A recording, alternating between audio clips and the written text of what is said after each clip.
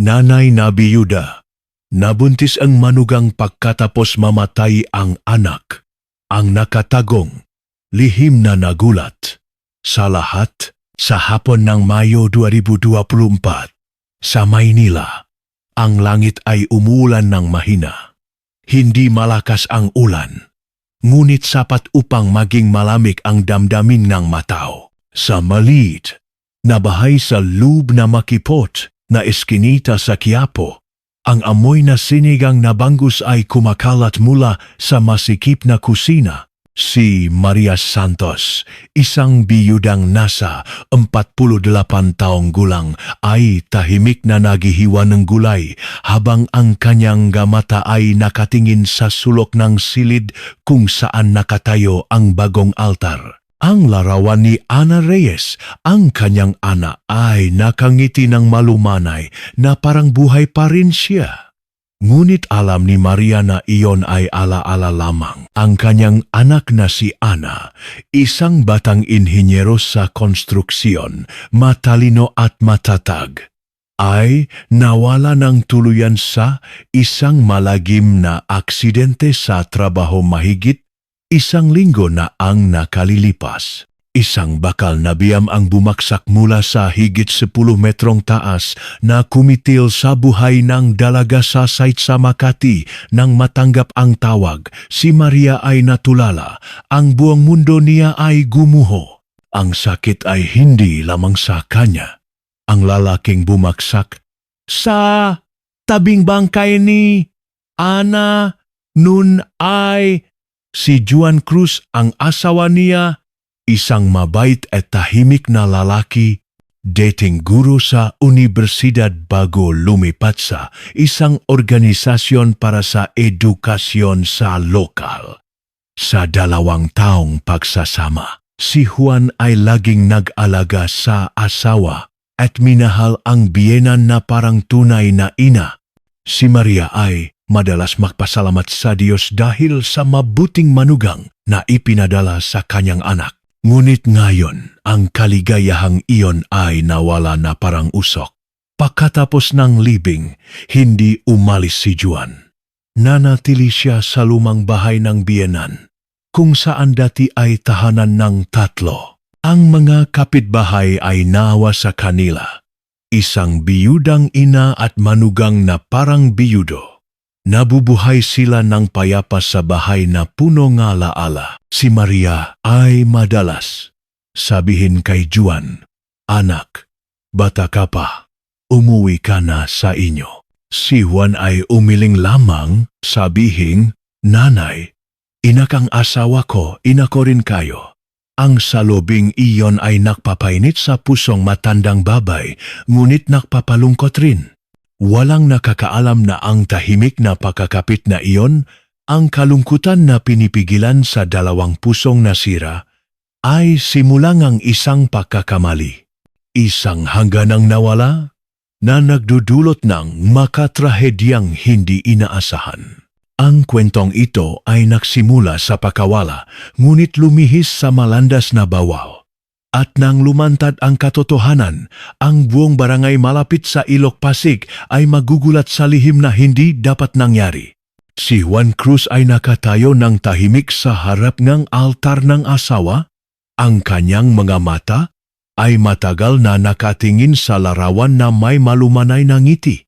Sa maliit na silid, ang tanging ingay ay ang tiktak ng orasan sa dingding. Ang ingay ng ulan sa labas ay halos salamik na nagpapawi sa bahay. Si Juan ay nagdagdag ng insenso. Pagkatapos ay umupo sa tabi ni Maria. Ang biyena na ngayon ay tanging sandigan niya. Si Maria ay naubos na ang luha. Sa mga araw pagkatapos ng libing, halos hindi siya nagsasalita. Sa bawat pagkain na niluluto ni Juan, siya ay kumakain ng kaunti lamang at ibinababa ang kutsara. Ang kanyang mga mata ay lumubog, walang tulog sa maraming gabi dahil sa alaala ng anak na bumabalik sa mga panaginip. Ang hangin sa bahay ay puno ng kalungkutan na kahit isang buntong hininga ay maaring magpabagsak sa kanila. Sa hapon na iyon, nang tumigil ang ulan, si Juan ay lumabas upang bumili ng prutas at insenso. Pagbalik niya, narinig niya ang mahinang ubo mula sa silid ni Maria. Pumasok siya at nakita siyang nakaupo ng nakayuko sa kama, na may manipis na kumot sa balikat. Si Juan ay mabilis na kumuha ng mainit na damit at lumapit. Nanay, huwag kang makaganyan. Malamig. Bumili ako ng nasantol. Ipipiga ko para sa mainit na inumin. Si Maria ay tumango ng mahina. Isang tango na punong libu-libong sakit. Hindi niya inaasahan na sa edad na halos 50. Nawala ang anak. Nawala ang asawa ng matagal na. Ngayon, ang batang manugang na ito ay lalong nakpapadama ng sakit. Dahil dapat ang kanyang anak ang inaalagaan ng ganito. Hindi siya. Si Juan ay maingat na nagdala na basa mainit na santol juice at umupo sa harap.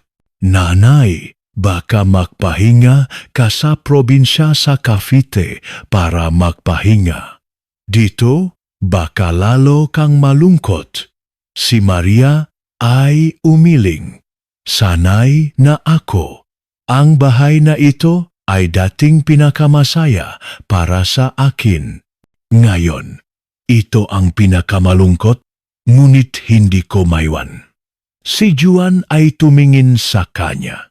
At sa unang pagkakataon, nakita niya hindi lamang kalungkutan kundi isang kawalan na hindi mapunan. Naintindihan niya iyon dahil siya rin ay nagpupumilit. Sa gabi na iyon, sila ay kumain ng magkasama. Simpleng pagkain, sinigang na tilapia, adobong kangkong, at kangkong na blanched. Walang maraming salita. Ngunit nang maghain si Juan ng mainit na tsaa, si Maria ay nagsalita. Juan, hanggang kailan ka mananatili rito? Ang tanong ay nagpatigil kay Juan. Inilagay niya ang pitso, tumingin sa mata niya, at sumagot, hindi ko pa iniisip ang pag-alis. Dito may nanay, may altar ni Ana. Kung uuwi ako sa dati, mas lalong walang laman. At hindi ko gustong mag-isa ka. Si Maria ay napaluha. Walang nakakaalam na ang dalawang pusong nasira ay nahanap sa isa't isa sa maliliit na bagay.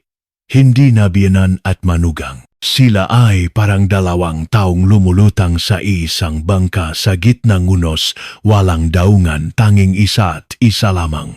At mula sa sandaling iyon, isang hindi nakikitang ugnayan ay tahimik na nabuo na nagiging daan sa mga hindi inaasahang bagay. Sa mga sumunod na araw, ang bahay sa Eskinitang Quiapo ay naging tahimik ng kakaiba. Wala na ang tawanan ni Ana pag-uwi mula sa trabaho. Wala na ang ingay sa kusina ng tatlo silang magluluto, tanging mahihinang hakbang, ingay ngang pinto sa hangin at ilang salita sa dalawang natitira. Si Juan ay nagsisikap na panatilihing buhay ang bahay. Maaga siyang gumigising upang magwalis ng bakuran, magdiling ng nga halaman na rosas na paborito ni Ana. Sa gabi, naglalagay siyang bulaklak sa altar, nagpapalit ng tubig, nag-iinsenso. Si Maria ay nakikita, lahat ngunit lumilingon lamang dahil lalong masakit. Sa hapon na iyon, biglang lumakas ang unos. Ang hangin ay humahampas sa bubong, kidlat at kulok na parang pinupunit ang langit. Si Juan ay naghahandangang hapunan nang biglang nawala ang kuryente. Sa dilim, si Maria ay tahimik na kumuha ng kandila sa likod, habang si Juan ay nahanap ng posporo sa drawer. Nang sumiklab ang unang apoy, naaninag ang mukha ni Maria. Si Juan ay nagulat. Ang dilaw na liwanag ay nagpapakita ng makunot sa mata. Ang nuna may bakas ngang pagod ngunit matatak pa rin.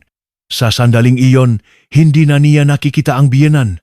Nakikita niya lamang ang isang babaeng nag-isa na nagdurusa ng katulad niya.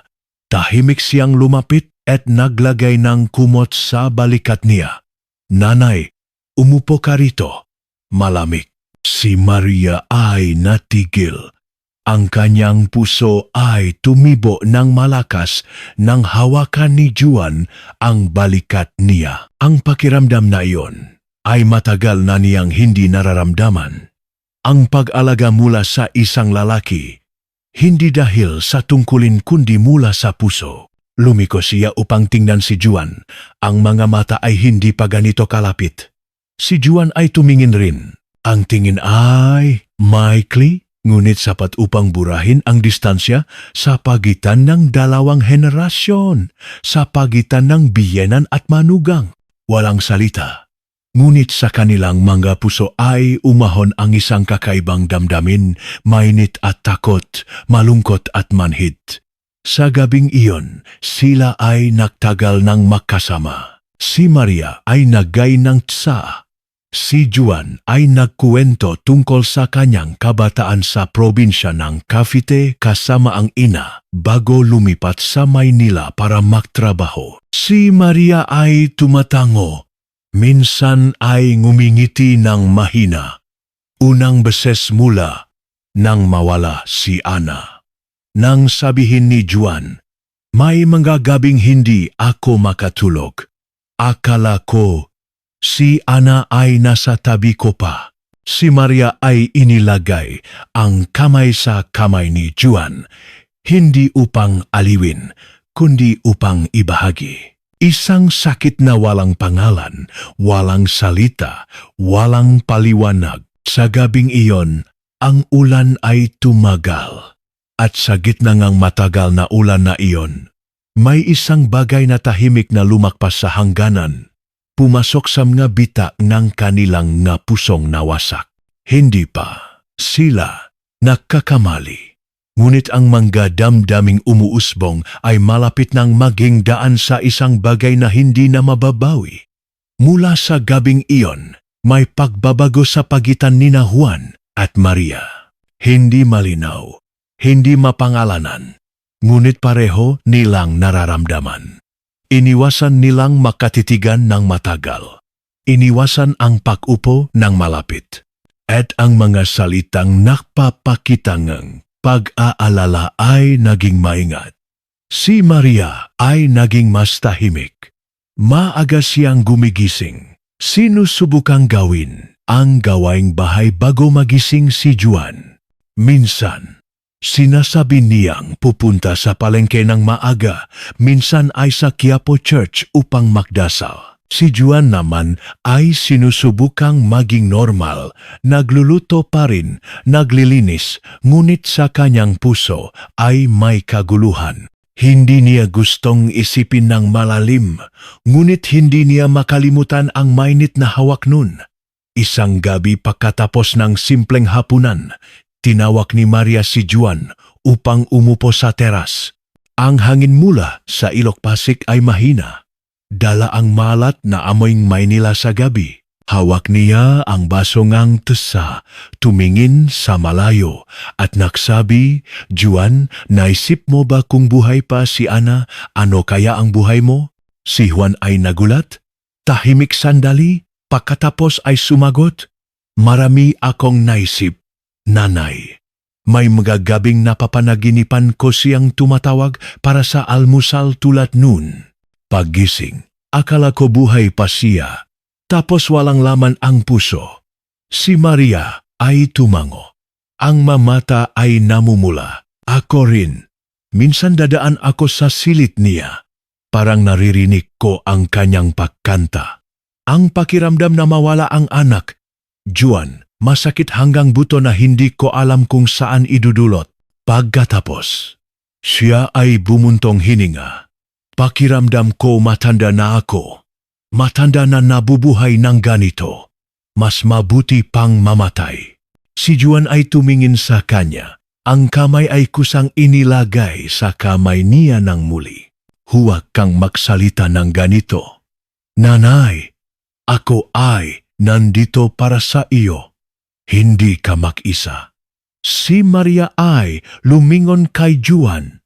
Sa unang pagkataon pagkatapos ng maraming araw, ang kanilang mga mata ay nagtagpo ng malalim, may mahabang katahimikan na parang tumigil ang oras.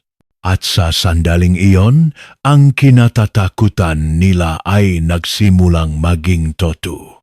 Si Juan ay dahan-dahang binawi ang kamay. Tumayo at pumasok sa bahay. Ang kanyang puso ay tumitibok ng malakas.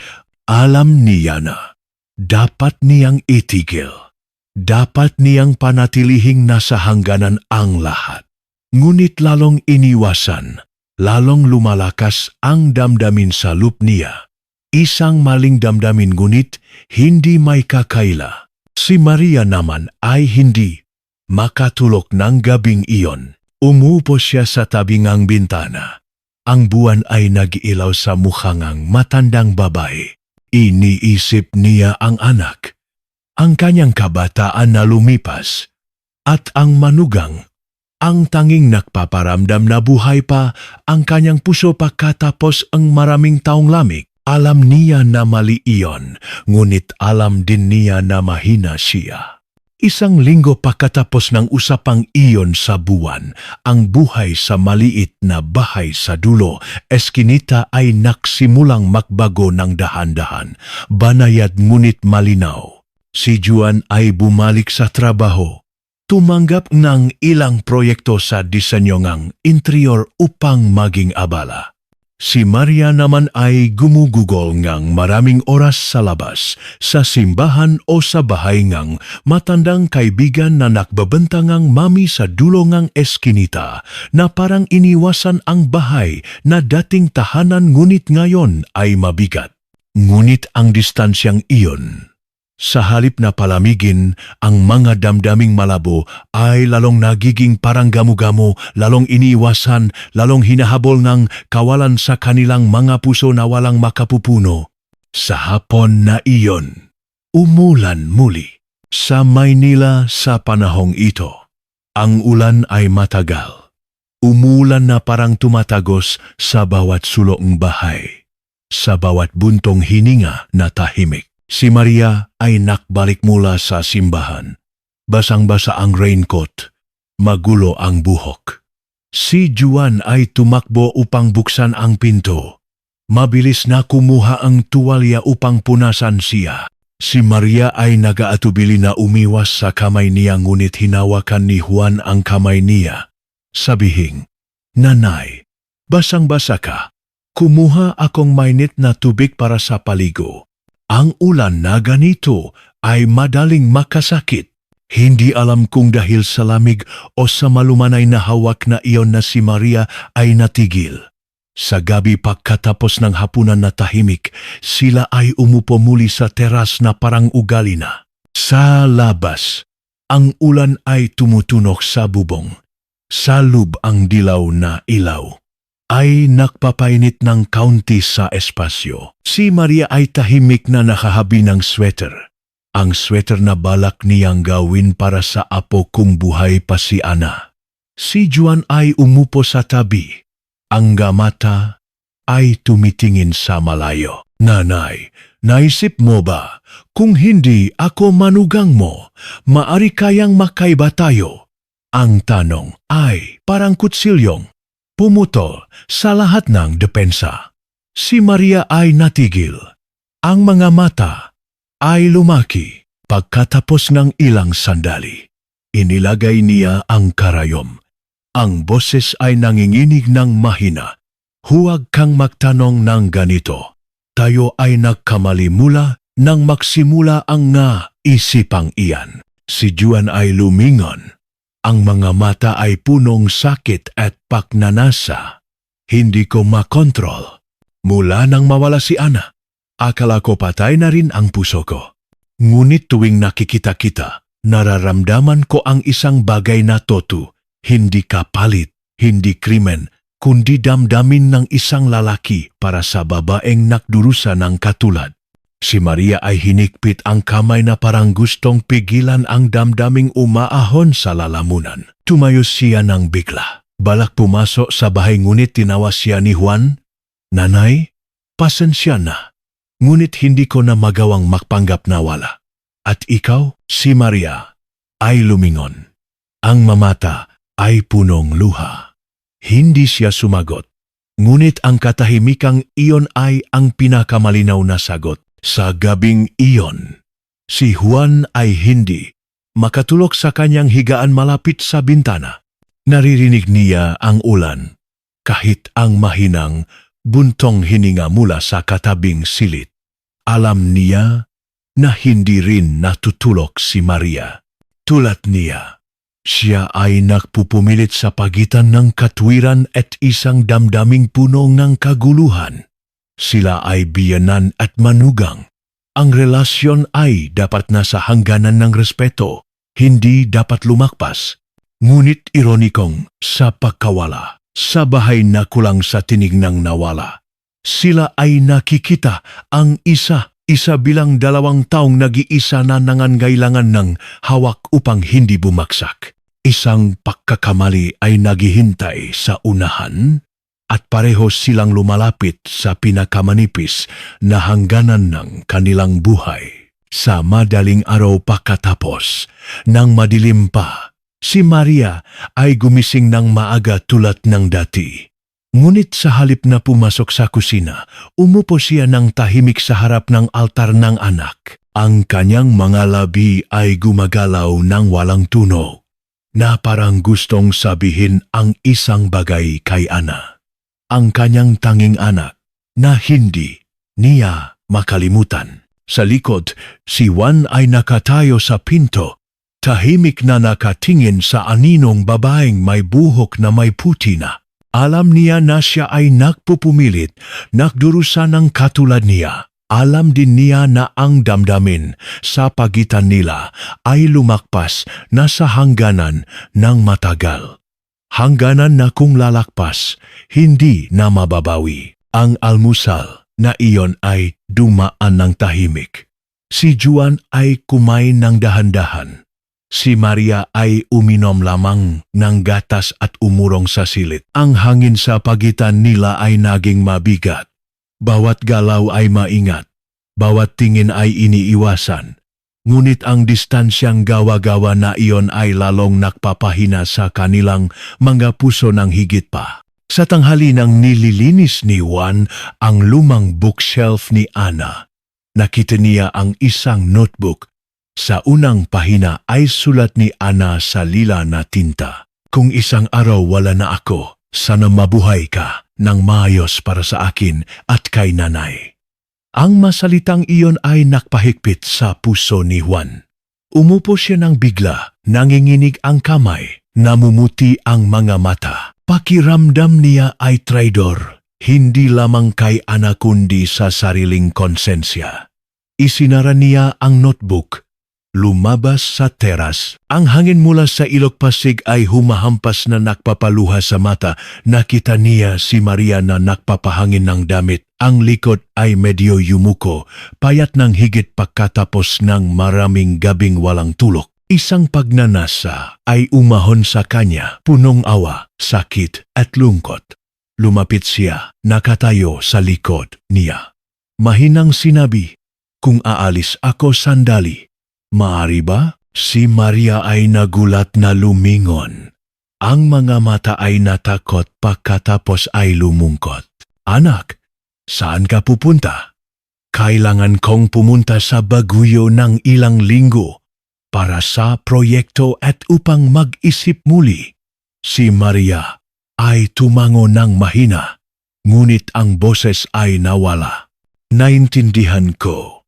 Marahil ay dapat ganito." Pareho nilang alam na ang tunay na dahilan ay hindi trabaho kundi upang makatakas sa bahay na ito. Puno nga alaala kung saan lumaki ang maling damdamin sa pagitan ng 2 taong nag-iisa. Sa hapon, inihanda ni Juan ang bag. Ang puso ay magulo. Si Maria ay umupo sa sala. tumitingin sa malayo. Nang lumabas si Juan sa pinto, sinabi niya ng mahina ngunit nagpatigil sa kanya. Mag-ingat ka. Kung maging magaan ang loob mo, huwag ka nang bumalik. Si Juan ay lumingon, nakita ang mata niyang punong luha. Gustong lumapit upang yakapin ngunit hindi. Yumuko lamang siya at tahimik na umalis, dala ang sakit na walang pangalan. Ang pinto ay naksara, sa loob ay si Maria lamang. Umuupo siya ng matagal. Ang kamay ay humihigpit sa laylayan ng damit. Ang dibdib ay parang pinipiga. Walang nakakaalam na sa ilang linggo pagkatapos ng pag-alis na iyon, isang pangyayari ay darating na gagawing walang saysay ang lahat ng pagsisikap na itago at iwasan. 2 linggo mula nang umalis si Juan sa Maynila, si Maria ay nabubuhay sa paulit-ulit na gawain. Umaga ay pumupunta sa palengke, kumakain ng mabilis. Hapon ay sa simbahan pagkatapos, ay bumabalik sa walang taong bahay. Minsan ay umupo ng matagal sa harap ng altar ni Ana. Hawak ang rosaryo na iniwan ng Ana. Nakapikit, ang bibig ay hindi na nagdarasal kundi nagpapatawad ng tahimik sa sariling konsensya. Ngunit sa 3 linggo, ang kanyang katawan ay nagsimulang magbago ng kakaiba. Sa umaga, madalas siyang sumusuka kahit walang kain. Ang katawan ay pagod. Minsan ay nahihilo na parang lalagpasan. Sa una, akala niya ay sipon o dahil sa panahon. Ngunit nang maging late ang kanyang buwan ng dalaw ng halos 10 araw, isang nakakatakot na hinala ay lumitaw. Hindi niya gustong maniwala. Hindi. Impossible. Sa hapon na iyon, si Maria ay nagbalot ng mukha ng mahigpit. Tahimik na pumunta sa maliit na botika na 3 eskinita ang layo upang iwasan ang magkakilala. Bumili siyang pregnancy test at mabilis na itinago sa bulsang jacket na parang bawal na bagay. Pag-uwi, ang kamay niya ay nanginginig na hindi makahawak ng mayos sa basong tubig. Pumasok siya sa banyo, nagsara, ginawa ang lahat na parang walang malay. At nang lumitaw ang 2 pulang guhit ng malinaw, umupo siya nang bigla sa malamig na sahig, luhaan. Ang bibig ay nakmumura ng walang tunog. Hindi. Impossible. Sa edad na halos 50, pagkatapos ng maraming taong nawala ang asawa, hindi niya inisip na mabubuntis muli. At ang pinakamalagim ay hindi ang pagbubuntis kundi ang taong naglagay ng binhi sa kanya. Si Juan, ang manugang, ang asawa ngang nawalang anak, inilagay niya ang ulo sa unan. Ang luha ay halos sa malamig na pawis. Bawat laman ay parang nakukurot, punong takot, kahihiyan, at sakit na hindi makahinga. Isang pagkakamali lamang, isang kahinaan, at ngayon ang bunga ay lumakpas sa imahinasyon. Sa gabing iyon, hindi siya kumain o nagbukas ng ilaw. Ang bahay ay lumubog sa dilim na parang libingan, malamig at mabigat. Umupo siya sa tabing bintana ng buong gabi. Ang mga mata ay nakatingin sa madilim na gabi. Ang kamay ay nasa tiyan na parang gustong tanungin ang sarili. Ano ang gagawin sa buhay na ito? Alam niya kung itatago ang bata, ang buong barangay, ang buong angkan ay hindi siya patatahimikin. Ngunit kung itatapon, makakabuhay ba siya sa kasalanang iyon? Sa sarili? Sa kaluluwangang? Anak na araw-araw na nakatingin mula sa langit. Sa susunod na umaga, nagpasya siyang sumulat kay Juan. Isang maikling liham, hindi mahaba, tanging ilang linya na nanginginig. Juan, pasensya na, marahil dapat mong malaman na buntis ako. Hindi ako makatawa. Walang lakas na harapin. Wala akong hinihiling o sisihin. Ngunit hindi ko may pagkaila ito sa iyo. nagpatawad. Pagkatapos ipadala ang liham, umuupo siya at naghintay. Ngunit bawat ingay ng sasakyan sa harap, bawat hakbang sa labas ay hindi si Juan. 3 araw ang lumipas nang walang sagot, walang tawag, walang mensahe. Nagsimulang isipin niya kung hindi na siya babalik. Ngunit hindi niya inaasahan na si Juan ay nasa daan na pabalik, dala ang unos na mas malaki kaysa sa iniisip niya. Sa hapon na iyon, sa Maynila ay umuulan ng malakas, parang gustong hugasan ang lahat ng lumang bakas sa makipot na eskinita. Si Maria ay umuupo sa kusina. Hawak ang lumang sweater na hinabi ni Ana para sa kanya noong nakaraan. Ang mukha niya ay payat, ang nga mata ay lumubog, ang galabi ay tuyo dahil sa maraming gabing walang tulog. Nang siya ay tumayo upang makpainit ng tubig, ang bakal na gate ay nagingay. Ang mabilis na hakbang ay narinig mula sa teras. Si Maria ay natulala. Ang puso ay tumitibok ng malakas. Nang lumingon siya, nakita niya si Juan na nakatayo doon. Basang-basa sa ulan, ang backpack sa balikat, ang mga mata ay pula na hindi malinaw. Kung dahil sa ulan o sa maikling liham na nagising ang isang bagay sa kanyang puso, tahimik siyang pumasok sa bahay, walang salita. Si Maria ay nanginginig na sumandal sa dingding, ang bibig ay gumagalaw. Bumalik ka na. Si Juan ay tumango ng mahina. Ang boses ay paos. Nabasa ko ang liham mo, hindi ko alam kung ano ang sasabihin. Totoo ba na buntis ka? Walang paliwanag, walang paligoy. Ang tanong ni Juan ay parang nagbalat sa lahat ng takip na sinusubukan nilang itago. Si Maria ay natigil. Ang mga mata ay luhaan na tumingin sa tiyan niya. Napatak pa ngunit naging sugat na malalim na hindi may tatago. Hindi ko balak sabihin sa iyo. Ngunit iniisip ko na may karapatan ka. Si Juan ay umupo ng bigla sa upuan, hawak ang ulo. Ang silid na masikip ay puno na mabibigat na hininga at ingay na ulan sa teras. Pagkatapos ng matagal, siya ay tumingin, sinisisi mo ba ako? Ang tanong na iyon ay nagpahikbi kay Maria. Umiling siya, ang luha ay tahimik na bumaksak. Hindi ko sinisisi. Sinisisi ko lamang ang sarili ko dahil hindi ako naging matatag, dahil ako ay naging mahina. Kaya ngayon, si Juan ay hinikpit ang kamao. Gustong sumigaw, gustong basagin ang isang bagay upang ilabas ang pakiramdam ng kasalanan na humihigpit sa dibdib. Ngunit ang ginawa niya ay tumayo, lumapit sa kanya at tanungin kung ano ang plano mo. Si Maria ay hindi sumagot agad. Lumingon siya, ang boses ay nanginginig. Naisip ko ang lahat ng posibilidad, ngunit hindi ko magawa. Hindi ko kayang itapon ang batang ito. Ito ay dugo, bahagi ni Ana, sa iyo at sa akin. Si Juan ay natulala. Ang sagot na iyon ay nakpahigpit sa kanyang puso.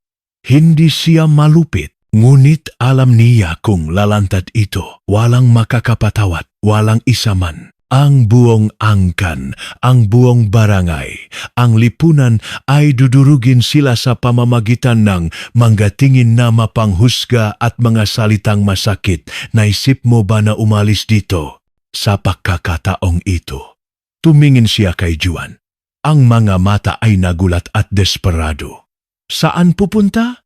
Iiwan ang bahay na ito? Iiwan ang altar ni Ana. Hindi ko magawa. Si Juan ay hinikpit ang backpack. Ang mga labi ay nakakagat. Hindi niya alam kung kailangan niyang maging matatag para sa kanya o para sa batang hindi pa nabubuo, ngunit alam niya na anumang pagpili ay punong sakit. Sa labas ay umulan pa rin. Sa loob ng bahay na kahoy at basa, ang dalawang tao ay tahimik na nakaharap na parang naghihintay ng hatol mula sa sariling konsensya at hindi nila alam na sa ilang araw lamang ang lihim na ito ay magsisimulang lumabas sa paraang hindi nila inaasahan. 3 araw pagkatapos bumalik si Juan. Ang maliit na bahay sa Eskinita 7 ng Quiapo ay nagsimulang magkaroon ng bulungan. Sa una, mula kay Tita Linda na nagbebentang tindahan sa dulong Eskinita, pagkatapos ay kumalat sa mga nanay sa palengke sa ibaba. Walang nagsasabi ng sigurado ngunit ang mga tingin ay nagsimulang maging mapanuri. Ang lahat ay nagsimula sa umaga nang pumunta si Maria sa check-up ng buntis sa ospital sa Malate. Sinusubukan niyang itago ang tiyan sa maluwang na damit, nakasombrero na takip ang mukha ngunit ang katawan ay nagbabago ng araw-araw at ang tingin ng doktor sa obginun ay walang tanong ngunit sapat upang maging kahiya-hiya siya. Habang naghihintay sa bayat, nakita niya si Ate Carmen, matandang kaibigan ni Ana na nagtatrabaho bilang nurse sa isang klinik. Ang mamata ni Ate Carmen ay natigil nang makita ang record ng check-up ng buntis. Si Maria ay nag-atubili, balak lumingon ngunit huli na. Si Ate Carmen ay mahinang sinabi, "Ano yan? Para sa sino? Buntis?" Ang tanong ay parang kutsilyong pumutol sa hangin. Si Maria ay natigilan, ang mukha ay namula, ang kamay ay humigpit sa bag hanggang maputi. Siya ay nautal. "Oh, para sa kapitbahay na bata, nahihiya siya kaya ako ang nagpunta." Si Ate Carmen ay walang idinagdag. Ngunit ang tingin na may pagdududa ay nagtanim ng unang hinala. Sa gabing iyon, isang anonymous message ay nagsimulang kumalat sa grupo ng malumang kaibigan ni Ana. Naririnig na buntis si nanay ni Ana ngunit nanatili pa rin ang asawa niya. Kakaiba, baka at mula dun ang lahat ay lumakpas sa kontrol. Ang mga kapitbahay ay tuwing dadaan ay sinasabi ng malakas, puno ngang ibig sabihin, "Oh, sa edad na iyan ay magbubuntis pa. Siguro talagang swerte." Pero naalala ko, matagal nang patay ang asawa niya. Sino ang nagtanim ng binhi? Kakaiba. Bawat salita ay parang karayom na tumutusok sa puso ni Maria. Hindi siya lumalabas sa palengke. Hindi umupo sa tindahan ng sa dulo ng Eskinita tulad nun. Kahit sa simbahan, ang mga tingin na puno awa mula sa mga madre ay nagpapaurong sa kanya ng maaga. Si Juan ay hindi alam kung gaano kalakas ang kumalat. Siya ay pumupunta pa rin sa palengke. Nagtatrabaho. Sinusubukang maging kalmado upang alagaan siya bilang anak. Ngunit ang pagiging normal na iyon ay lalong nagpapaduda sa iba. Isang hapon, nang matapos maghugas ng motorsiklo si Juan sa labas, si Ate Linda mula sa tindahan ay dumating hawak ang bag ng money. "Juan, ang nanay mo ba ay may sakit lately? Nakikita kong pumupunta sa doktor ng madalas. Parang buntis ang tiyan niya." Si Juan ay natigilan. Hindi niya inaasahan na ganito kabilis. Siya ay ngumiti ng pilit. "Oh, may cyst siya. Regular check-up lang po." Si Ate Linda ay walang idinagdag ngunit ang ngiti. Ang tango na parang alam ko na ay nagpalamig sa likod ni Juan. Sa gabing iyon, sila ay kumain ngunit walang makakain ng maayos. Ang matawanan ng mga bata sa dulo ng Eskinita ay naririnig hanggang kusina. Isang bata ay sumigaw, "Buntis si Tita Maria," sabi ng nanay ko. Si Maria ay nabitawan ang kutsara. Umupo siyang tulala sa pakaing malamig.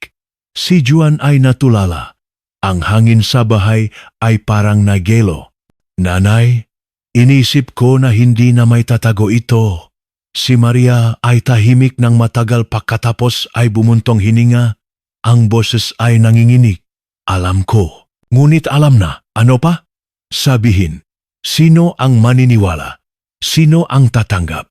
Kung hindi sasabihin, tanging umalis dito at mabuhay na parang nagtatagong krimen. Si Juan ay yumuko. Hindi niya makontra dahil alam niya na ang pinakamalaking unos ay naghihintay pa.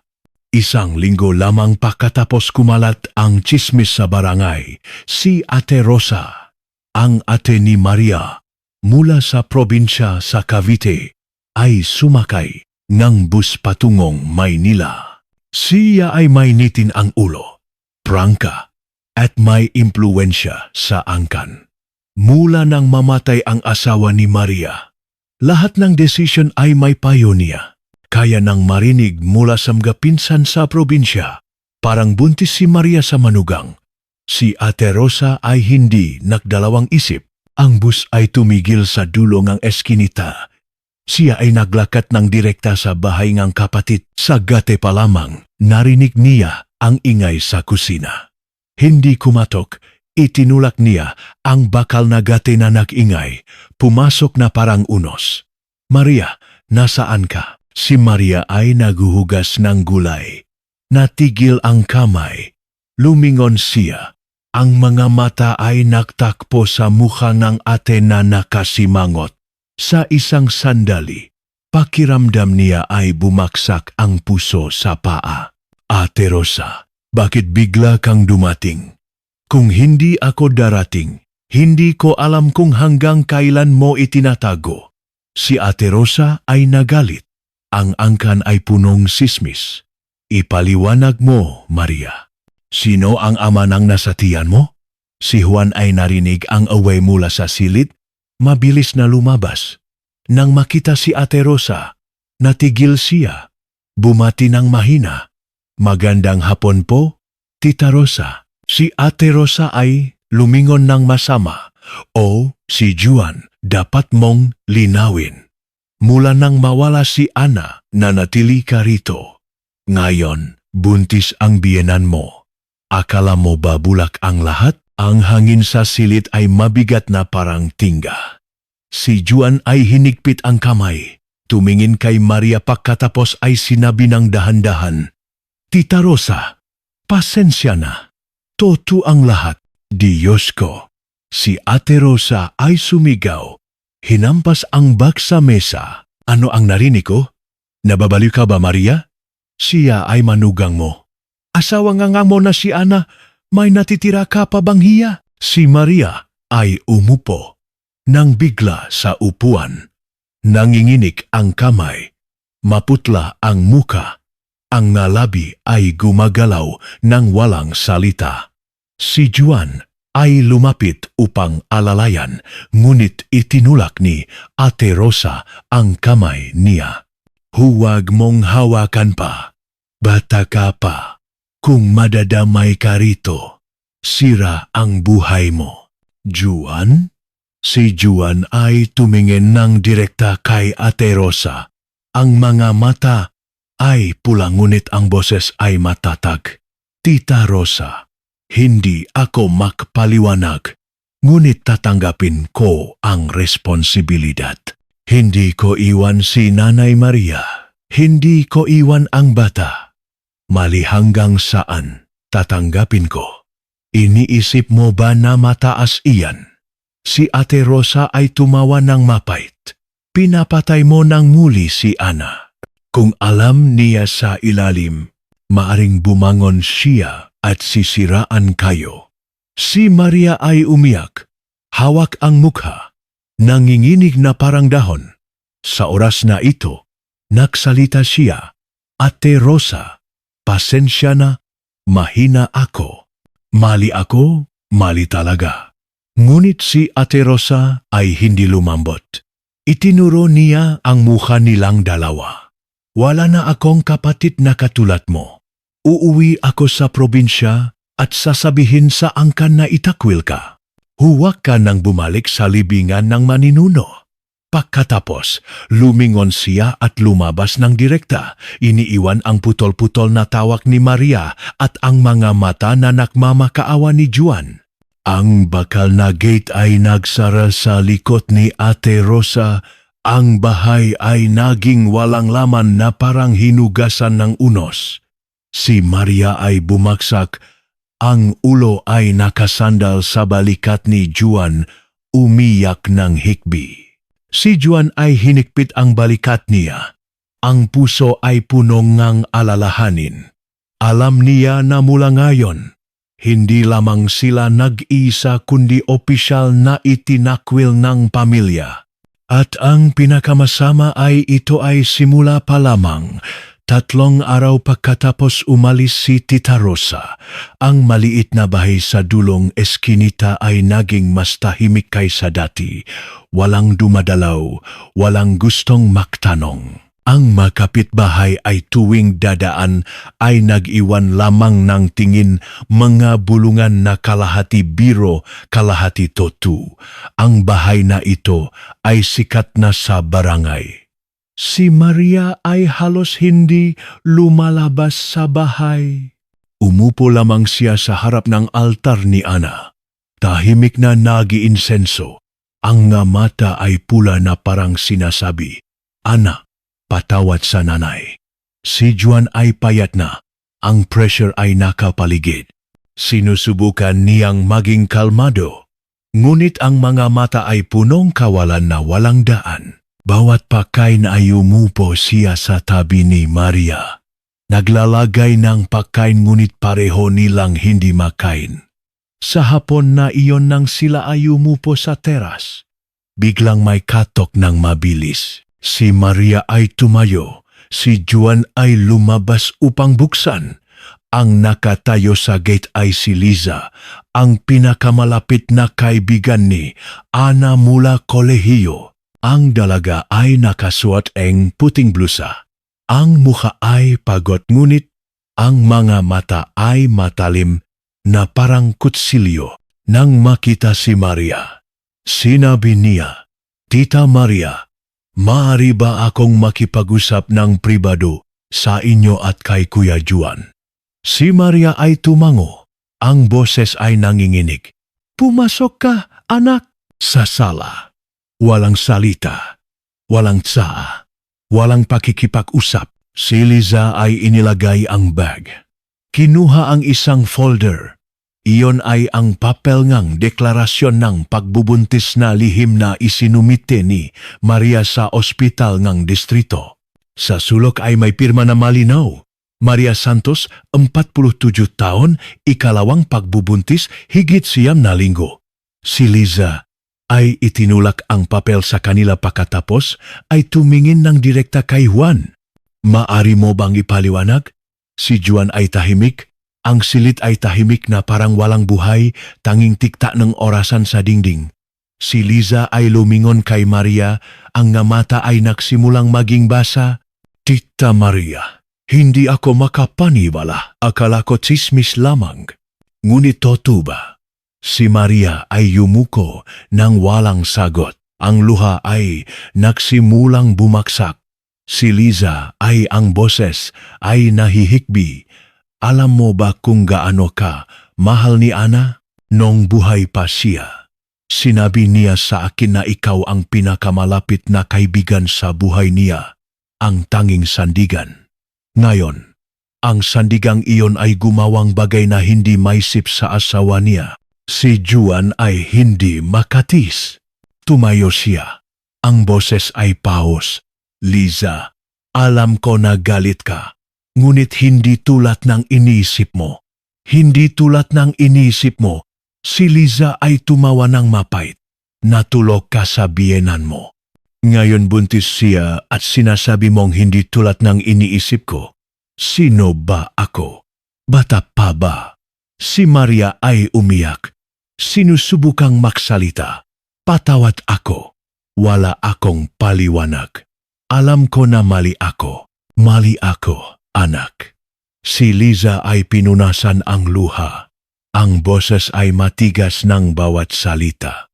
"Hindi ka lamang mali. Ipinakanulo mo ang sariling anak. Pinatay mo siyang pangalawa sa pamamagitan ng pagbubuntis na ito." Tumayo siya ng bigla, hawak ang bag. Ang mga mata ay tumingin ng matalim kay Juan. "Ikaw ang pinakamasamang traidor na nakilala ko." Akala ko mabuting lalaki ka. Ngunit hindi ka man lang katulad ng isang lalaking walang kwenta sa kalsada. Pagkatapos ay lumingon kay Maria at sinabi ng mahina, "Mabuhay ka ng may konsensya mo.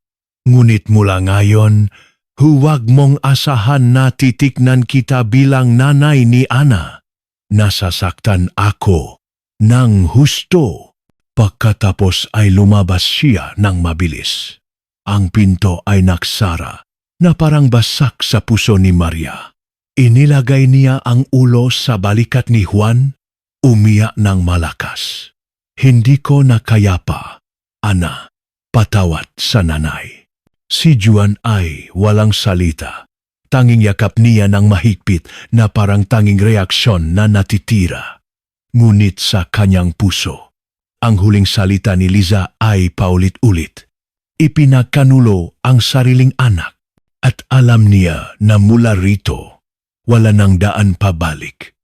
Isang linggo pagkatapos ng harapang iyon kay Liza, si Maria ay nagsimulang maging pagod ng malinaw. Madalas siyang sumakit ang ulo, nahihilo, sumusuka ng maraming beses sa araw. Ang mukha na dating maputla ay lalong lumubog. Ang mga kamay at paa ay nanginginig, ilang hakbang lamang ay hinihingal. Si Juan ay nag-alala ng husto. Dinala niya siya sa check-up muli sa ospital na Maynila. Ang ultrasound ay nagpapakita na normal. Ang pag-unlat ng bata ngunit ang katawan ni Maria ay lumalabo dahil sa matagal na stress, mahinang kain at problema sa blood pressure. Ang doktor ay seryoso. Sa edad na ito, ang pagbubuntis ay mapanganib ng husto. Isang shock sa emosyon ay maaring maging sanhingang pagkawalang ang bata. Dapat isaalang-alang ng mabuting ang pamilya.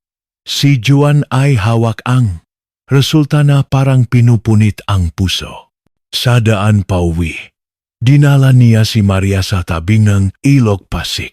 Malamig ang panahon, mahina ang hangin ngunit si Maria ay umuupo ng tahimik sa bangko na bato, hawak ang tiyan. Ang mga mata ay walang buhay na tumitingin sa tubig na gumagalaw. Pagkatapos ng ilang sandali, mahinang tanong, "Kung mawala ako, sisihin mo ba ako?" Si Juan ay natigil. Hinikpit ang payat na kamay niya. "Huwag kang magsalita ng ganito. Gagawin ko ang lahat para gumaling ka. Hindi ko na iniisip ang sinasabi ng iba. Kailangan ko lamang naligtas ka at ang bata." Si Maria ay ngumiti. Nang malungkot ngunit iniisip ko iyon. "Hindi ako matatak tulad ng iniisip mo, Juan. Nabuhay ako ng maraming taon ng maayos. Hindi madaling balewalain ang salita ng lipunan." Si Juan ay inilagay ang ulo sa balikat niya na parang batang pagod. "O kaya umalis tayo, nanay. Iwan natin ang Maynila. Pumunta sa Hilaga o Kanluran kung saan walang makakakilala sa atin." Si Maria ay umiling ng dahan-dahan. Pupunta at ano? Iiwan ang libingan ni Ana. Ang bahay na ito. Bawat ladrilyo.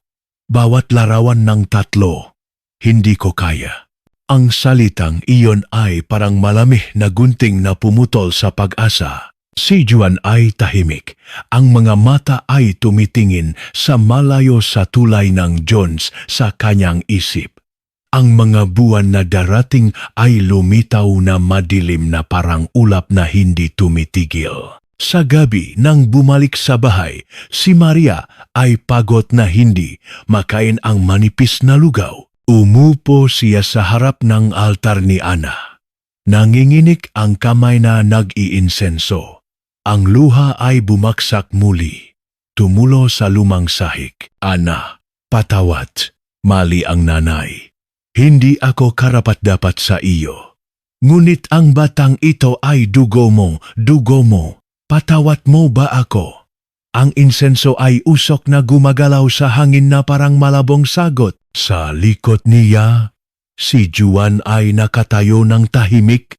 Hindi siya nangahas na sumali sa sandaling iyon dahil alam niya na sa pagitan nila ay may anino. Ang anino ni Ana na lalong lumalaki, lalong lumalapot. Sa gabing iyon, nagkaroon si Mariang sakit sa tiyan. Si Juan ay nakpanik. Tumawag ng taxi upang dalhin sa emergency. Sa stretcher, hinawakan niya ng mahigpit ang kamay ni Juan paulit-ulit. Huwag itapon ang bata. Huwag iwan ang anak. Si Juan ay nakagat ang labi. Ang luha ay bumagsak. Tumango siya ng paulit-ulit na parang pangako sa gitna ng buhay na gumagalaw. Pagkatapos ng ilang oras, lumabas ang doktor. Ang bata ay naingatan pa ngunit kailangan ng absolute rest. Walang emosyon, walang pagod, walang dagdag na pressure. Ngunit paano magiging payapa? Habang ang opinyon sa labas ay parang mga lobo na naghihintay na durugin. Sa tanghali 2 linggo pagkatapos pumasok si Maria sa ospital, nakita ni Juan ang isang bagay na hindi normal sa paligid ng bahay nila. Bawat umaga nang buksan ang gate, madalas makita ang isang batang lalaki na payat, nakamask, hawak ang kamera na naktatago sa dulongang eskinita, nakpapanggap na naghahanap ng address. Sa una, akala niya ay estranghero. Ngunit nang lumitaw ito ng 3 araw, nagsimulang maging alerto siya. Sa hapon na iyon nang siya ay magwalis ng bakuran, ang batang lalaki ay biglang lumapit. Ang mukha ay bata. Ang boses ay malumanay ngunit ang mga mata ay matalino ng kakaiba. Ikaw ba si Juan? Ako si Alex, freelance journalist. Gustong makipag-usap sa iyo upang i-verify ang ilang impormasyon tungkol sa pamilya mo. Si Juan ay nakunot ang ang puso ay nagikpit, wala akong sasabihin. Lumabas ka rito. Naintindihan ko na hindi ka komportable, si Alex ay umiling, ngunit ang nangyayari sa mga linggong ito sa barangay ay hindi na personal lamang. Sa social media, maraming usapan. May magrupo na may larawan ni Tita Maria sa check-up ng buntis. May nagpost pa ang address ng bahay na ito. Maniwala ka? Kung hindi ka magsalita, sila ay gagawin ng mas malalang kwento. Si Juan ay tumingin ng matalim sa mga mata ng journalist.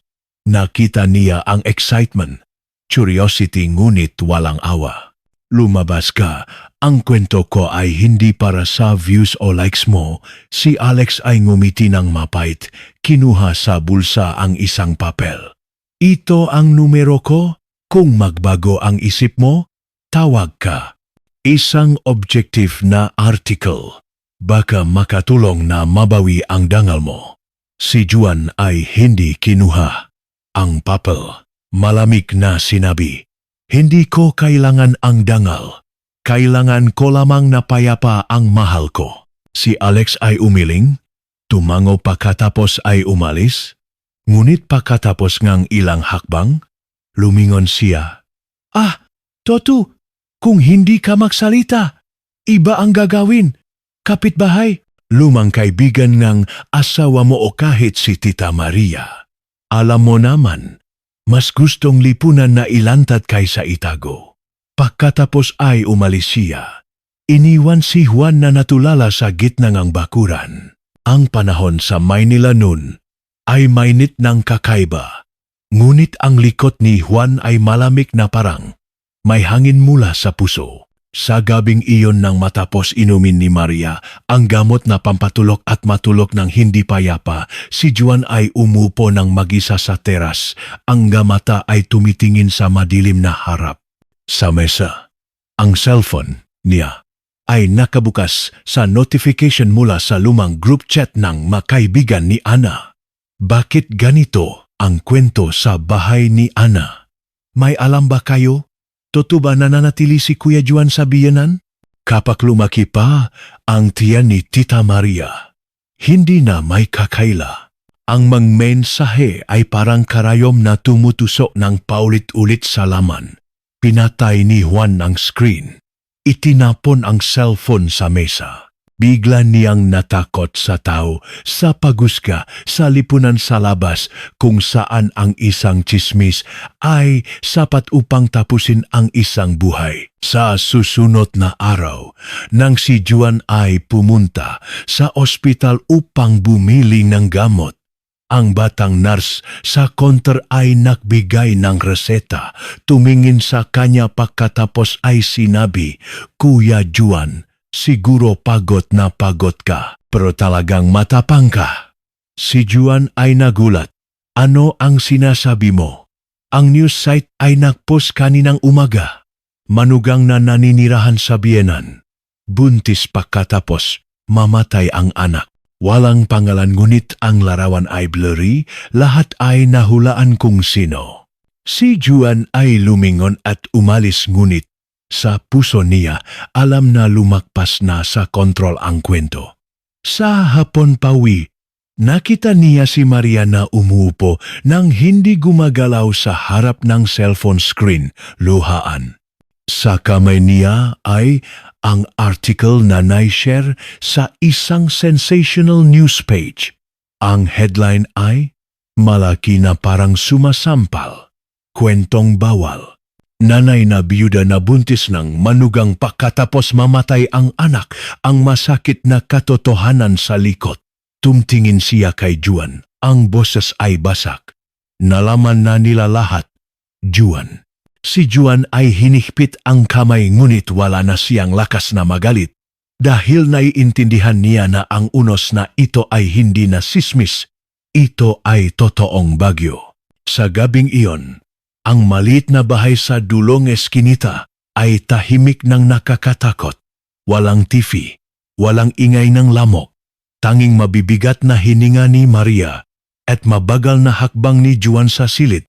Kakapatay niya lang ang cellphone pagkatapos ang tawag sa matandang kaibigan mula high school.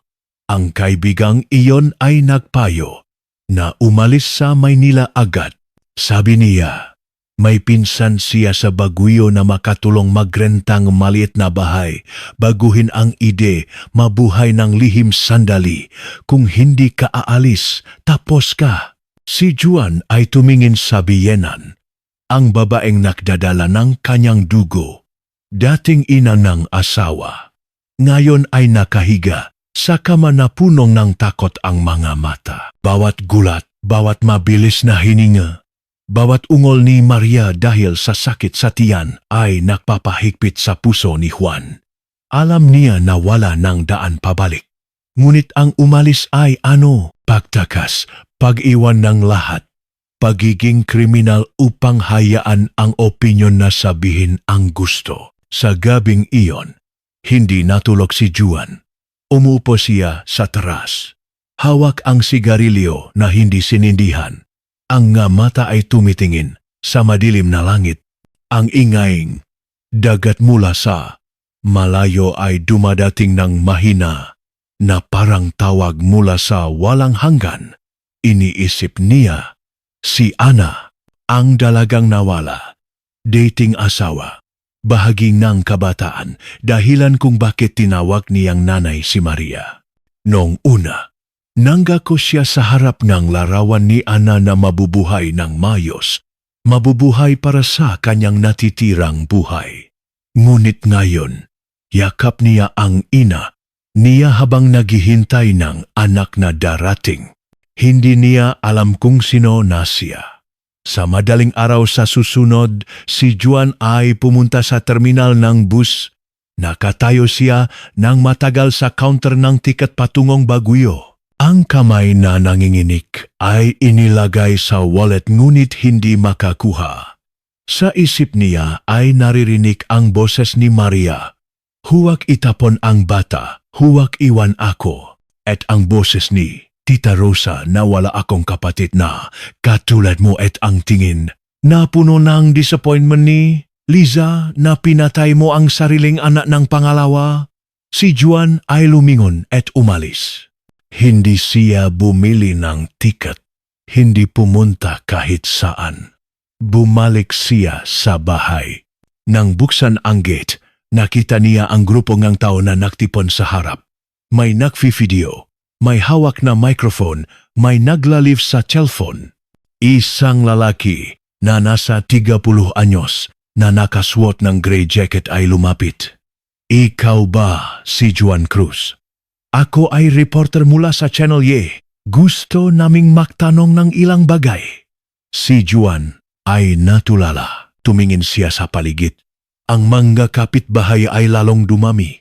May mga mukha na kilala. Dating kasama sa tsaa. Dating nang hihiram ng suka. Ngayon ay nagbubulungan. Nagtuturo sa kanya na parang nakakita ng kakaibang nilalang. Si Juan ay hindi sumagot. Tahimik na isinara ang gate ngunit ang natawag ay tumunok pa rin. Kuya Juan, ano ang relasyon mo sa biyenan pagkatapos mamatay ang asawa? Ikaw ba ang amang bata? Iniisip mo ba na immoral ang ginawa mo? Si Juan ay hindi nagsalita. Sa halub ng naksarang gate, nakita niya si Maria na umupo ng nanginginig sa tabing bintana. Ang mukha ay maputla na walang dugo. Tumakbo siya upang yakapin ng mahigpit. Bumulong. Nanay, hindi ako aalis. Mananatili ako upang protektahan ka, protektahan ang anak. Si Maria ay umiyak ng tahimik. Ang luha ay bumaksak sa dibdib niya ng mainit at sa sandaling iyon. Alam ni Juan na napili niya kahit harapin ang buong mundo sa labas. 3 araw lamang pagkatapos ng insidente sa harap ng bahay, isang dilaw na envelope na inilagay sa ilalim ng pinto ay nagpabigat sa hangin sa bahay na dating mabigat. Pinuksan ni Juan. Sa loob ay invitation mula sa barangay ngang Malate na may malinaw na nilalaman na humihiling kay Juan Cruz at Maria Santos na pumunta sa opisina ng barangay upang linawin ang nga nilalaman tungkol sa reklamo sa pag-ugali na labag sa kaugalian at nakakapekto sa seguridad sa lugar. Walang pangalan ng nagrereklamo, tanging maikling linya. Ako ay residente sa Block 15, Barangay Z. Hindi ko kayang ipikit ang mata. Si Juan ay nabasa hanggang saan, pawisan ng malamig. Alam niya na darating ito, ngunit hindi inaasahan na ganito kabilis at bigla na parang saksak mula sa likod. Itinago niya ang papel upang hindi agad malaman ni Maria. Ngunit sa hapon na iyon, natuklasan niya, ang tingin niya ay parang naiintindihan na lahat. Tinawag na tayo, di ba? Si Juan ay tumango ng walang salita. May nagrereklamo.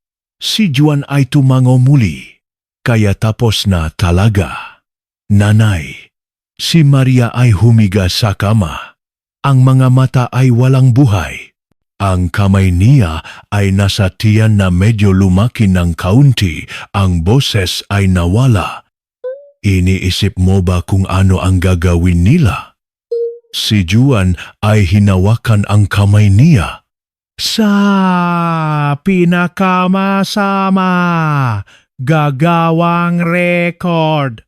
Walang ebidensya sila sa krimen. Hindi tayo lumabag sa batas. Mali lamang sa damdamin ng tao. Si Maria ay ngumiti ng malungkot, luhan. Ngunit ang damdamin ng tao minsan ay mas nakakatakot kaysa sa batas. Sa susunod na umaga, dinala ni Juan si Maria sa opisina na barangay. Sumakay sila motorsiklo. Si Maria ay nakasombrero na takip halos ang muka. Pagdating, may ilang residente na nagtatago sa malayo. Nagtuturo at nagpipicture. Isang matandang lalaki ay sumiga ng malakas. Nakikita niyo. Sa wakas may magpapatahimik sa bahay na iyan. Sa silid ng pagtanggap, 2 opisyal na bata ay naghihintay. Hindi sila matigas. Hindi nakasimangot, ngunit ang mga salita ay matalim at ang proseso ay hindi madali. Natanggap namin ang reklamo mula sa residente. tungkol sa kakaibang relasyon nina Tita Maria at Kuya Juan. Lalo na ang impormasyon na buntis si Tita Maria ay totoo. Si Juan ay tumango ng mahina. Oh, Toto, kinukumpirma mo ba na ikaw ang ama ng bata? Si Juan ay tumingin ng direkta. Kinukumpirma ko. Ang opisyal ay nakunot ng kaunti ang ngunit mabilis na nagsulat pagkatapos ay inilagay ang panulat. Pasensya na sa tanong na ito. Naintindihan mo ba na ang relasyon ng biyenan at manugang ay may kaugnayan sa dugo ng hindi direkta at ito ay labag sa tradisyonal na moral? Si Juan ay hinikpit ang kamay, tumingin sa sahig. Alam ko, ngunit alam ko rin na hindi ito ipinagbabawal ng batas kung parehong may kakayahang gumawa. Hindi ako nagpapaliwanag, nabubuhay lamang ako ayon sa puso ko. Ang opisyal ay tahimik sandali pagkatapos. Ang isa ay nagsalita. Ipapasa namin ang file sa distrito para sa karagdagang pagsusuri. Sa ngayon, wala pang tiyak na parusa. Ngunit dapat kayong maghanda, maring tawagin muli o pilitin na umalis kung ang komunidad ay patuloy na magprotesta ng malakas. Si Maria ay umupo ng tahimik mula simula hanggang wakas. Nang lumabas sa silid, ang mga paa niya ay malambot na parang luluhod, mabilis na inalalayan ni Juan. Mahinang sinabi niya, "Hindi nila tayo paalisin. Ngunit gagawin nilang hindi tayo makabuhay ng payapa." Si Juan ay yakap siya na parang huling proteksyon sa pagitan niya at ng buong mundo. Sa daan pawi, dumaan sila sa maliit na palengke. Isang nakbebenta ang gulay ay nakilala. Sumigaw ng malakas, "Hoy, ang tita na may manugang." Ilang tao ay tumawa, ilang umiling. Isang maliit na bato ay lumipad mula sa malayo. Tumama sa gulong na nagpalog sa motorsiklo. Pinatatak niya. Hindi tumingin sa sinuman. Hindi sumagot. Alam lamang na mula ngayon, hindi na sila dalawang nabubuhay sa skandal kundi dalawang tao. Itinulak sa gilid ng lipunan. 3 araw pagkatapos ng pagpupulong sa barangay, ang maliit na bahay ni Juan at Maria ay lumubog muli sa katahimikan. Walang naktipon sa harap, walang nanggugulo. Ngunit ang katahimikang iyon ay hindi nagdadalang kapayapaan, kundi senyales ng isang bagay na tahimik na sumasabog. Si Maria ay hindi na madaldal. Hindi niya binubuksan ang cellphone. Hindi nanonood ang TV. Hindi rin umupo sa harap ng altar ni Ana tulad ng dati. Buong araw ay naglalakad lamang siya sa silid. Hawak ang tiyan. Ang nga mata ay tumitingin sa bintana ng malayo na parang binibilang ang natitirang sandali. Si Juan ay nakikita iyon. Ang sakit ay parang hiwa. Sinusubukan niyang magluto, maglinis, magmasahe sa kanya bawat gabi, ngunit siya ay ngumingiti lamang ng mahina at sinasabi, "Okay lang ako, kailangan ko lamang ng katahimikan sandali." Si Juan ay umupo sa tabi. Hawak ang malamig na kamay niya. "Huwag mo akong iwan. Huwag mag-isip ng masama. Pakiusap ko." Si Maria ay tumingin kay Juan. Ang mga mata ay luhaan ngunit ang boses ay malumanay. "Juan, kung mawala ako, mabubuhay ka ba ng maayos?" Si Juan ay nagulat. "Ano ang sinasabi mo? Kung isang araw wala na ako sa tabi mo, ipagpapatuloy mo ba ang buhay para sa bata?" "Hindi. Kailangan ko ang buhay na mayroon ka." Si Maria ay hinaplos ang buhok niya. Ang nga mata ay puno ng pagmamahal at sakit na parang paalam na inihanda ng mabuti. Sa gabing iyon, Umulan sa Maynila.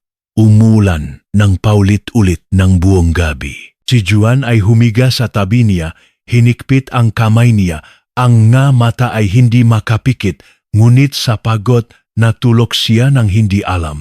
Sa madaling araw sa susunod, nagising siya sa nakakatakot na kavalan. Ang kama ay malami. Walang Maria. Ang unan sa tabi ay may init pa. Sa mesa ay isang sulat kamay. Ang letra ay malambot at nang ingini. Juan, pasensya na dahil umalis ako habang hawak mo pa ang kamay ko. Ngunit alam ko na kung mananatili ako rito, hindi ka makakaroon ng payapang buhay.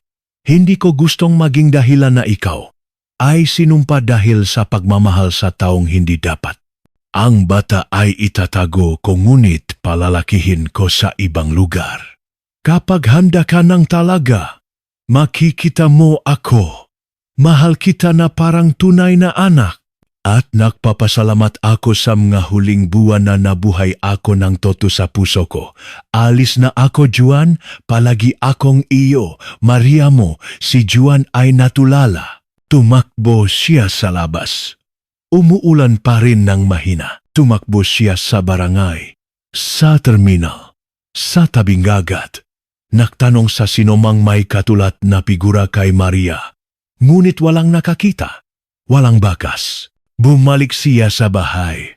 Umupo ng bigla sa harap ng altar ni Ana. Saan mo dinala ang nanay?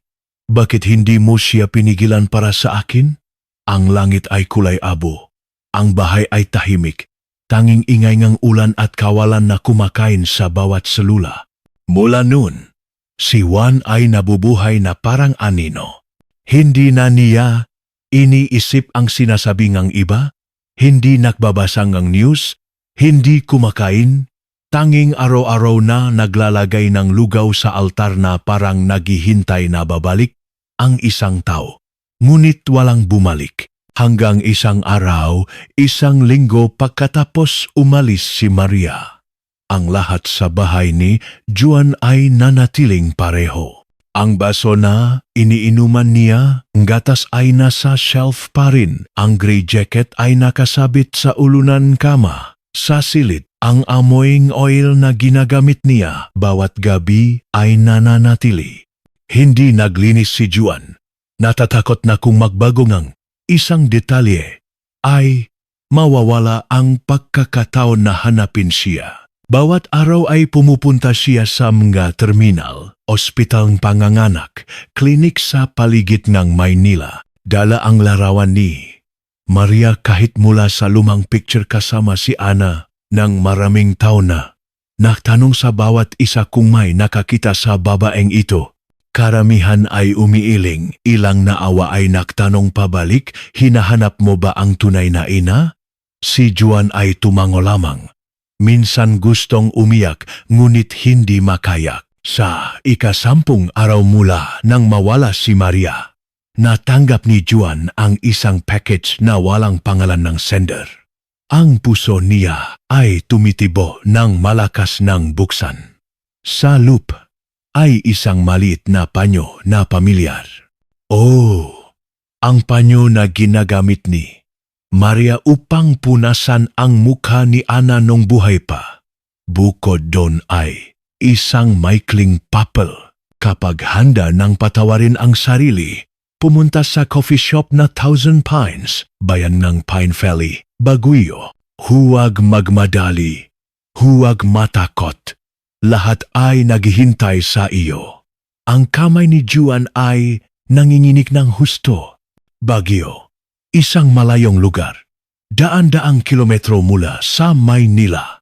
Isang bayan na madilim ng taon-taon, hindi gaanong kilala, ngunit maring itinatago ang huling pag-asa niya.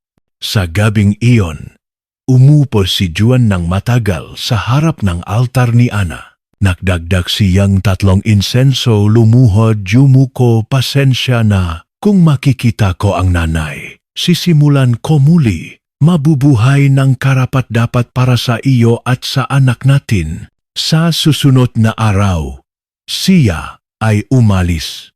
Ang bus mula Maynila patungong Baguio ay tumagal ng halos 8 oras. Sa bus, umupo siyang tahimik sa tabing bintana, hindi iniisip ang reklamong katabi tungkol sa trapik, masamang daan, amoyng gasolina. Ang puso niya ay nakatuon sa isang bagay lamang.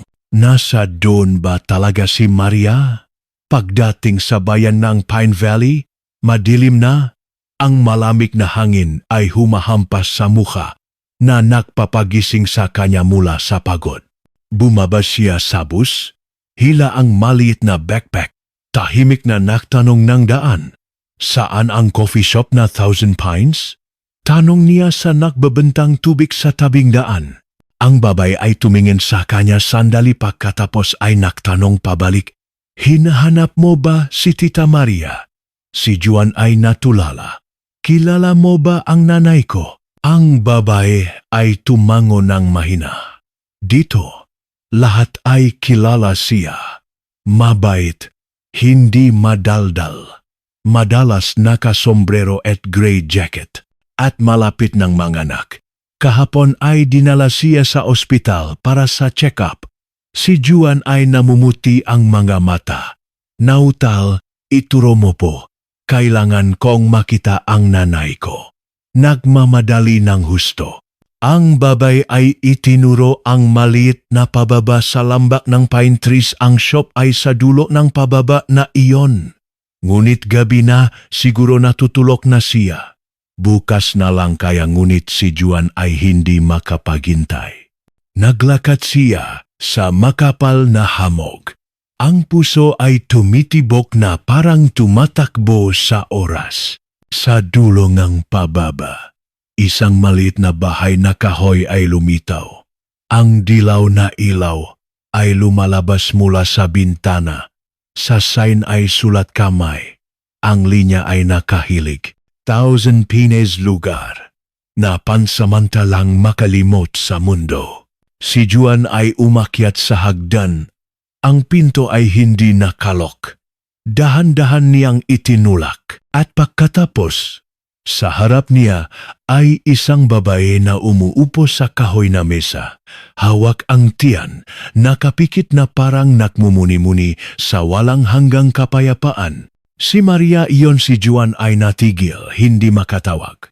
Nakatayo lamang siyang parang estatwa. Naririnig ang bawat hiningang babae na pinuntahan niya sa gitnang ulan na tunos upang hanapin muli. At pagkatapos, binuksan niya ang mata at nakita siya. Pareho silang walang salita. Tanging tingin na nagtakpo na parang lahat ng dapat sabihin ay nasabi na sa pamamagitan ng mga buwan ng sakit sa puso. Si Maria ay binuksan ang mga mata. Tumingin ng direkta kay Juan. Ang mga mata ay pagod at malumanay. Dala ang maraming damdamin na hindi pa nasasabi. Ang maliit na silit ay puno ngamoy ngang paine na mainit. Ang dilaw na ilaw ay bumaksak ng mahina sa mukhang 2 taong nakatayo sa gitnang landas ng buhay. Ang katahimikan ay sumakop. Pareho nilang hindi alam kung saan sisimulan.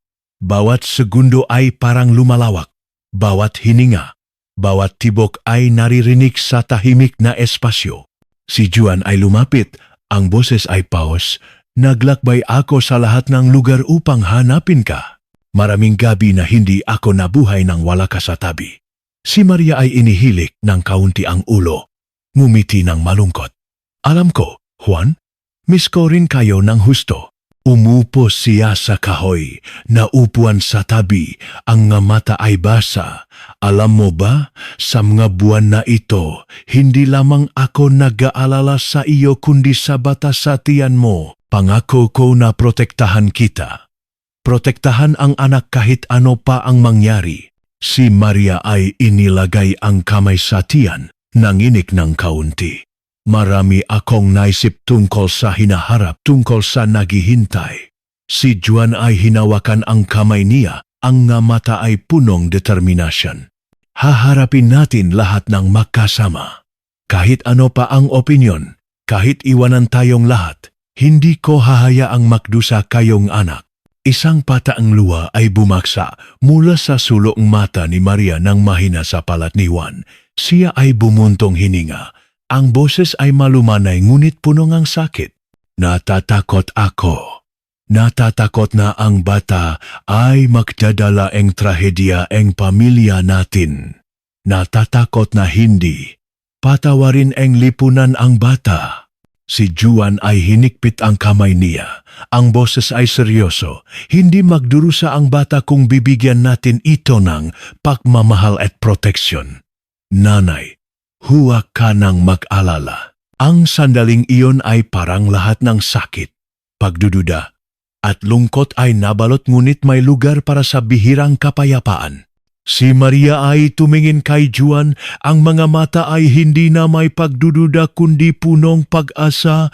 Gusto kong manatili sa tabi mo hanggang sa ipanganak ang bata. Si Juan ay ngumiti. Unang beses pagkatapos ngang maraming buwan sa kanyang nga mata ay walang desperasyon. Bumulong siya. Hindi ko hahayaan na mag-isa ka pa. Pareho silang tahimik na tumingin sa bintana kung saan ang liwanag ng ilaw sa kalsada ay halo sa berde ng gabi na nananatili na parang pangako tungkol sa bagong simula kahit puno pa rin ng tinik ang sa madaling araw sa coffee shop na Thousand Pines.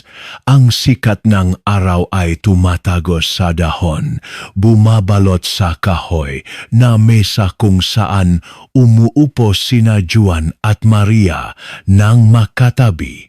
Ang hangin ay magaan ngunit may natitirang lungkot mula sa matagal na buwan. Hawak ni Juan ang mapapal ng utang, health check, at ilang dokumento tungkol sa benepisyo para sa ina at anak ni Maria sa pagbubuntis. Sabi niya ng matatag, "Nanay, gagawin natin ang lahat para sa pinakamahusay na pangangalaga sa bata." Nakipag-ugnayan na ako sa isang social organization para sa suporta sa pagbubuntis dito. Handa silang tumulong sa atin. Si Maria ay tumingin kay Juan. Ang mga mata ay mainit. Ngumiti ng bihira. Nagpapasalamat ako sa iyo ng husto, Juan. Kahit puno, nang hirap ang daan sa harap, pakiramdam ko hindi na ako mag-isa. Si Juan ay hinikpit ang kamay niya. Magpahinga ka. Hindi ko hahayaan na masaktan ka. At ang bata pa, mabubuhay tayo para sa isa't isa, para kay ana at sa bata. Ngunit ang buhay ay hindi pa naginip. Sa mismong hapon na iyon, nang sila ay kumakain sa shop, dumating ang grupo ngang hindi kilala. Hindi lamang lokal kundi, may mga mukha na seryoso sa uniform ngang social organization. Isang matandang lalaki ay lumapit. Ang boses ay seryoso. Kami ay kinatawan ng inspection team tungkol sa social at legal issues sa lokal. Natanggap namin ang report tungkol sa kaso nina, Tita Maria at Kuya Juan. Si Juan ay tumingin ng direkta sa lalaki. Malugot namin kung makakatulong kayo sa pamilya namin. Wala kaming lumabag sa batas. Ang kinatawan ay umiling. Hindi batas kundi moral sa lipunan. Ang mga residente ay galit at nag-alala sa epekto sa kapaligiran. Si Maria ay yumuko. Ang boses ay mahina. Alam ko na mahirap tanggapin ng lahat ito. Ngunit hindi ko na magawang bumalik sa peking buhay noon. Si Juan ay nagsalita. Ang boses ay punong determinasyon. Ipapakita namin sa lahat na ang pagmamahal at responsibilidad ang pinakamahalaga. Ngunit ang mga salitang iyon ay parang hamon sa matangang inspection team. Iminungkahi nila na gumawang commitment letter na hindi makakaapekto sa social order at sumali sa mediation session sa komunidad. Si Juan at Maria ay nakatingginan na alam na ang paglalakbay sa harap ay mas mahaba at puno ngang hamon kaysa dati. Sa gabi nang bumalik sa maliit na coffee shop, umupo si Juan sa tabi ni Maria, bumuntong hininga, "Nanay, maaring kailangan nating lumaban ng higit pa sa iniisip ko." Si Maria ay ngumiti ng mahina. Ang mga mata ay punong tiwala. "Naniniwala ako sa iyo, Juan. Basta hindi tayo maghihiwalay, lahat ay malalampasan." Sa gitna ng hamog at unos ng buhay, ang maliit na liwanag ng pagmamahal at katatagan ay palaging gabay sa 2 taong makasamang lumalakad. Araw-araw, ang kwento tungkol kay Maria at Juan ay parang malakas na alon na patuloy na kumakalat sa maliit na komunidad ng bayan ng Pine Valley. Ang matingin na mapanuri, sismis at kahit aksyon na may provocation ay nakpabigat sa hangin ng husto. Sa umaga na iyon, si Juan at Maria ay pumunta sa palengke upang bumili ng pagkain. Nang pumasok sa tindahan, naramdaman ni Juan ang kakaibang katahimikan ng lahat sa paligid. Ang mga bulungan ay tumatagos sa bawat tingin na parang matalim na kutsilyo. Isang matandang babae na nagbebenta ng gulay ay nang makita si Maria ay hindi nakdalawang isip na sumigaw, "Tita, lumalabas ka pa sa palengke na walang hiya? Nabuntis ng manugang tapos ipinapakita pa ng ganito." Ilang iba ay nagsimulang sumali na. Nagiging ingay ang tindahan sa tawanan na mapang-asar at masasakit na salita. Si Maria ay yumuko. Ang mata ay malungkot ngunit pinipigilan ang luha. Si Juan ay nakatayo sa tabi. Ang boses ay seryoso. "Pakiusap, tigilan niyo. Ito ay usapin ng pamilya namin. Wala kaming lumabag sa batas o moral, igalang niyo." Ngunit ang mga salitang iyon ay parang nawala sa hangin. Ilang kabataan ay nagsimulang sumigaw. Balak gumawang ang maliit na away.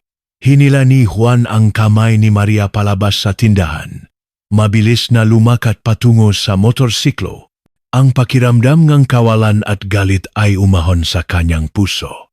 Pakbalik sa coffee shop na Thousand Pines, umupo si Maria, bumuntong hininga, "Pagod na ako, Juan, hindi ko alam kung makakaya ko pa." Si Juan ay tumingin sa kanya. Ang mga mata ay basa. "Huwag kang mag-isip ng ganito. Nalampasan na natin ang maraming hamon. Basta makasama, walang imposible." Ngunit ang mga mata ni Maria ay luhaan pa rin. Sinabi ng mahina, "Natatakot ako na ang bata ay lalaki sa pagusga, diskriminasyon. Natatakot ako na magdurusa ito dahil sa pagkakamali ko." Si Juan ay inilagay ang kamay sa tiyan ni Maria. Ang boses ay mainit, "Hindi mag-isa ang bata. Ako ang magiging tagapagtanggol nito, kasama mo sa pagbuong ng mas magandang hinaharap." Si Maria ay ngumiti ng mahina, pagkatapos ay inilagay ang ulo sa balikat ni Juan. Pareho silang tahimik na umupo na parang naghahanap sa isa't isa ng tanging payapang lugar sa gitna ng unos ng buhay. Sa pagbabang gabi, ang hangin ay humahampas sa mga pine trees na parang bumubulong ang kwento tungkol sa katatagan, pagmamahal at pag-asa. Habang lumilipas ang oras, ang mahihirap na araw ay dahan-dahang napalitan ng bihirang payapang sandali. Ang opinyon sa paligid ay dahan-dahang lumamig.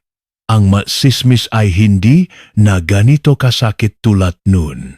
Si Maria at Juan ay nakahanap ng payapang lugar sa isa't isa, kung saan ang pagmamahal at pagpapatawad ay ilaw na nagbibigay liwanag. Sa araw na ipinanganak si Babilina, sa maliit na ospital sa Baguio, parang tumigil ang mundo sa sandaling iyon. Ang maliit na bata na payat na may malinaw na mata at mahinang iyak ay parang milagro na nagpapagaling sa lahat ng sugat. Si Juan ay hinikpit ang kamay ni Maria, ang boses ay nahihikbi, matatakmong nalampasan lahat. Ngayon may lina tayo, bagong hinaharap. Si Maria ay ngumiti, ang nga mata ay luhaan ng kaligayahan. Nagpapasalamat ako sa hindi mo ako iniwan. Hindi mo binawi ang kamay mo. Ang buhay ay hindi perpekto ngunit pinili nilang mabuhay ng toto sa isa't isa na lampasan ang bawat hadlang ng lipunan, prejudice at personal na sakit. Ang mga araw pagkatapos, makasama silang nag-aalaga kay Lina. Tinuturo ang pagmamahal at katatagan. Ang kanilang pagmamahal ay naging tulay sa pagitan ngang masakit na nakaraan at maliwanag na hinaharap. Ang pamilya kahit hindi ganap na tanggap ay dahan-dahang nagiging malumanay dahil sa katapatan at pasensya ni Juan at Maria. Sa tabing ang bintana ng coffee shop na Thousand Pines, ang sikat ng umaga ay kumakalat sa mukha nilang dalawa. Mainit at puno ng pag-asa. Mahinang bumulong si Juan, sa wakas, kahit gaano karaming hamon, nandito pa rin tayo magkasama. Si Maria ay mahinang sumagot at magkasama tayong lalong magiging matatag bawat araw. Ang kwento ay nagtatapos, ngunit ang kanilang paglalakbay ay nagsisimula pa lamang. Isang paglalakbay ng pagmamahal, pagpapatawad at lakas ng pasensya.